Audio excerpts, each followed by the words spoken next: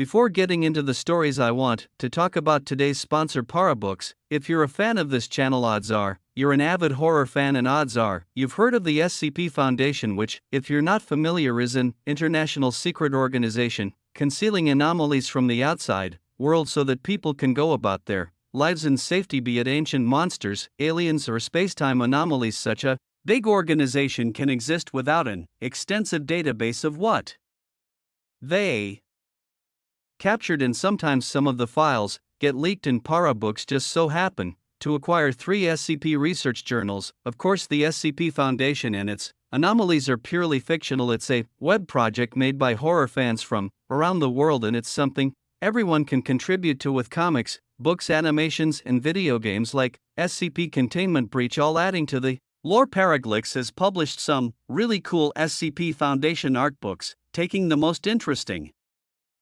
articles about monsters and anomalies with added animations from professional artists, and designed the whole thing to be a realistic search journal with handwritten notes, bloodstains, and more to make it feel more genuine. You can get yourself a copy through Amazon, Barnes & Noble, Walmart, and other stores. Link in the description. Foreign music. In the summertime, my beachfront town is a lot of fun. On the weekends, we go to the beach or someone's pool during the day, and to one of the beach bars at night. I'm getting a little older though, and a lot of my guy friends that I used to go out with on the weekends are no longer single and don't really look to do that anymore, so it's harder to make plans these days than it used to be. One time when I was out with my friends, these 2 guys approached my friends and I at the bar, being friendly because they overheard our conversation and joined in. They looked like they were maybe 8 years older than us, in their mid-30s. They were on the shorter side but seemed cool enough to hang around. Their names were Alec and James. They ended up bar hopping with us that night. Alec left before James, who stayed late into the night with us. He seemed to like me the most because he would talk to me the most. Eventually my friends wanted to go home, and so did I, and James seemed disappointed, like he wanted to stay out until the bars closed. I told him we'd all chill again soon, and then we left the following week. None of my friends wanted to go out, so when I was trying to find plans, I get a text from James. He asked what I'm up to tonight, and I said no plans. What are you guys doing? He said we should go to this beach bar. I figured why not, I needed plans anyway, and him and Alex seemed alright last time. He offered to pick me up, so I took him up on that offer. When he pulled up to my house at like 9 or 10, I went for the back seat expecting Alec to be in the passenger seat, but when I opened the door, he said sit in the front. He was just James in the car. On the way to the bar, I asked James if Alec or anyone else would be meeting up. He said probably. I wasn't aware it was going to be just him, but whatever. He suggested we go to this dive bar first to pregame a bit before going to the beach bar, which had a dance floor. I said sure. He brought us to a hole-in-the-wall bar. It was really dark in there with a moody red glow. He ordered us a few rounds of drinks. I already had a couple shots before leaving my house, so after these drinks I was feeling pretty drunk already. At one point I had to go to the bathroom, and when I got back he had 2 more drinks on the counter for us. I didn't even finish my previous one yet. I was shocked he was buying all these drinks for us. I figured it was an older person thing. After drinking this last drink is where my memory completely went black. The next thing I remember was waking up in a pitch black room. I was on the floor. I felt around for my phone in my pockets, but couldn't find it. I stood up and held my arms out in front of me until I felt the wall. I started feeling around the wall for a light switch. I found it finally and flicked it on. I found myself inside of a small, concrete floor room with a hot water heater and various household cleaning objects like a mop and bucket. There was a closed door in the room. I was beyond confused and absolutely terrified. Where was I? I slowly opened the door, which led to another pitch black room. A little bit of the light from the small room leaked into the other room. I could tell now it was a carpeted basement. I saw a few pieces of furniture in the room. I couldn't find a light switch though, so I had to make my way through the dark basement, banging into things. I was looking for the stairs when I heard movement behind me, like someone getting up off a couch. Then the familiar voice of James saying my name. I screamed and turned to face the darkness. I could only see the outline of his body across the room. He said, calm down, it's not what you think. You got too drunk at the bar, so I brought you back here. All I could think to say was, why did you put me in that room on the floor where Are my belongings? My voice felt weak. He came closer to me and said, I have all your stuff upstairs, just relax and lay down. I told him I'm leaving, just bring me upstairs to my stuff and I'm going home, he said in the slightly more menacing tone. No. You're not leaving. This was where I threatened him physically, and he responded in a way implying that he had some kind of weapon and he would use it if I tried to leave. His claim was that I was too drunk to drive. I kept saying I'm calling an Uber. He then said, relax, I'm gonna get you a glass of water and you're gonna go back to sleep. I didn't know what to do in this unheard of terrifying situation. I didn't know what he was planning to do to me, but this whole situation was a giant red flag. He walked past me and went up the stairs. When he got to the top, I heard him unlock the basement door with a key, then open it and shut the door and lock it. I looked for some kind of blunt object I could use as a weapon, but there was literally nothing. I had no choice but to sneak up to the top of the stairs and wait behind the door for him. Along while passed maybe 5 minutes before I heard the sound of the door unlocking, and I was instantly ready to attack the second the door opened. I pushed him to the ground and had him in a chokehold. I yelled at him, where's my phone and wallet? Seriously choking him, I let up a bit so he could breathe and speak. He said, on the kitchen table. I asked if he had any weapons on him. He said a switchblade in his pocket. I reached for it out of his pocket and switched it open. He then explained the best he could with his throat under my arm that he was only looking out for me.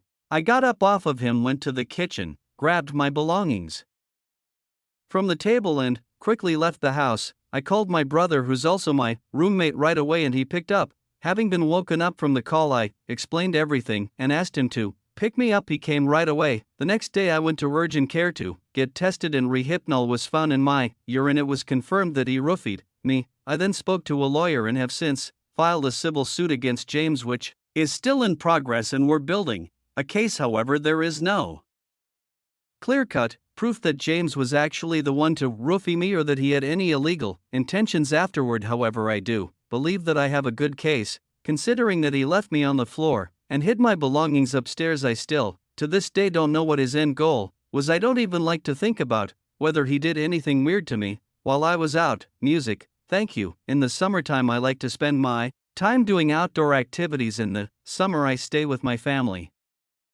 in Monson, Pennsylvania. We have 2 acres of land, a little shooting range in the yard, a quad, 2 dirt bikes, and trails through the woods right by the house that I often ride through. One warm but cloudy day I had nothing to do, so I wanted to get some exercise and took my bicycle out. I have a mountain bike at my parents' house, so I prefer to take it on the trail rather than the roads. I stepped outside and looked at the clouds. It just looks so cool. Yellow sky peeking through the dark, stormy looking clouds just a bit. I could smell the approaching summer storm. I love the atmosphere. I checked the forecast before leaving, and I figured I'd have a quick half-hour bike ride before it started raining. Even if I got a little wet, I wouldn't care. I set off from the property towards the trail in the woods. I could feel and hear the gust fronts, and I loved it. This was my favorite kind of weather to bike in. Much of the ride starting out was uphill, and the way back is mostly downhill, which works out nicely. The uphill eventually peaks around a bit of an opening in the woods. That's where I usually stop to rest for a bit. When I got to the opening on this dark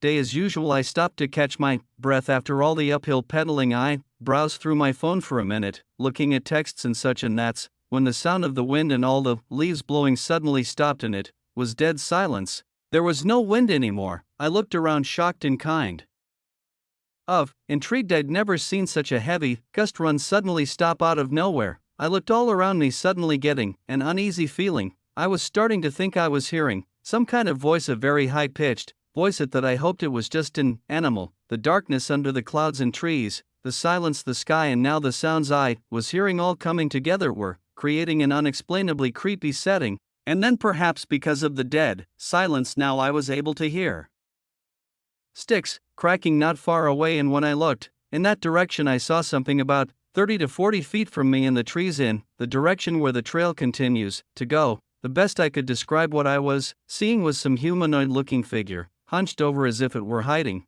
stalking me like I were prey, and at that moment it started to rain hard. The sound of the raindrops hitting the leaves above killed the unbearable silence. At this moment I turned and pedaled as fast as I could back to the top of the hill and allowed gravity to help bring me home faster the whole time. Scared to look behind me, lightning started to flash and thunder started to crash. In any other scenario, I think this was awesome, but I had just witnessed something unexplainable. I made it home, put my bike in the shed, and went inside. I was so shook and out of breath, I didn't even bother explaining to anyone. I went upstairs and crawled into bed, and that night I had a nightmare of the incident, seeing a demonic figure in the woods in the middle of the night, floating towards me. I woke up with my heart racing, happy it was just a dream. It was an all-around disturbing day and night music. Every summer my parents go away for a few weeks to our vacation home in Savannah, Georgia, that leaves me home alone with our 2 cats. We live on a canal. My dad has a Boston Whaler and 2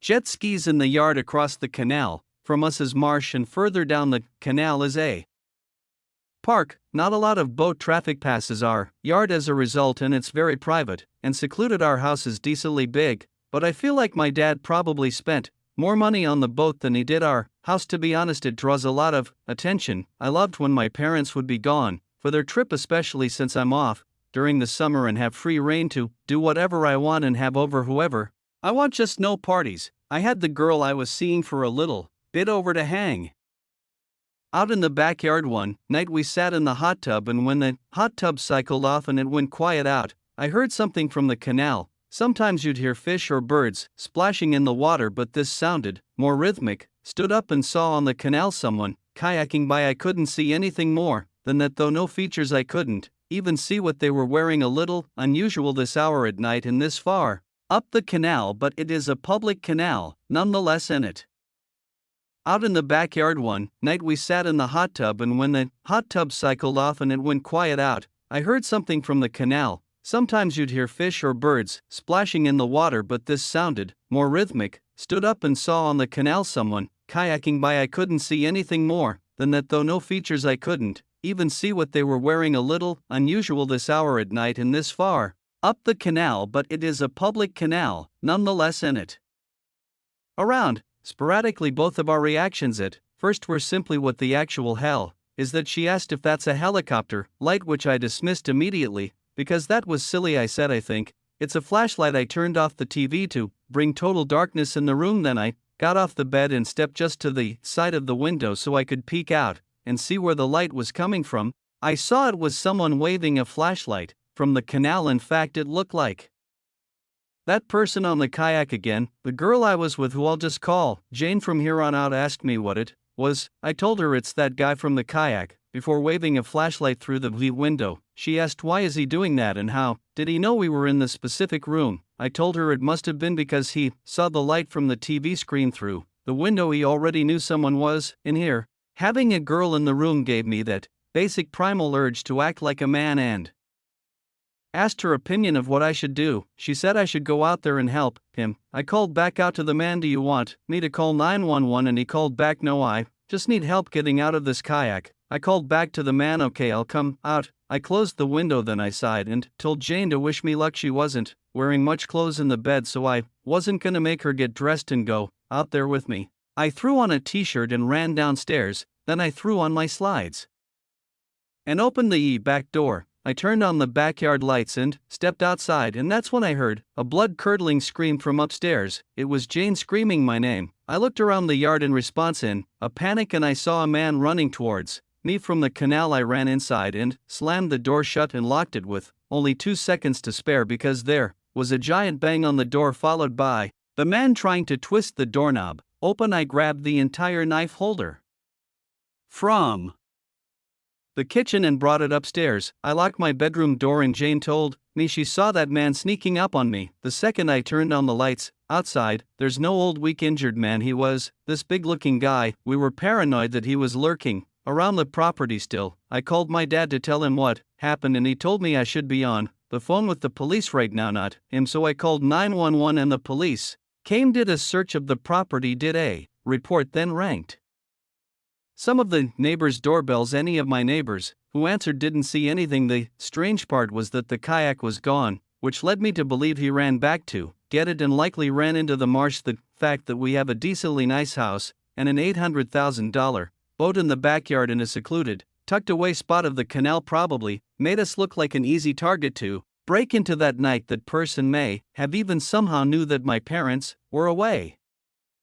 Scary of how I didn't have a girl over that night. I wouldn't have made it back inside in time to lock the door. Music. If you want to see a bonus summertime horror story exclusive to my Apple Music, Amazon Unlimited and Spotify, click the link in the description. Also thank you to Parabox for sponsoring this video.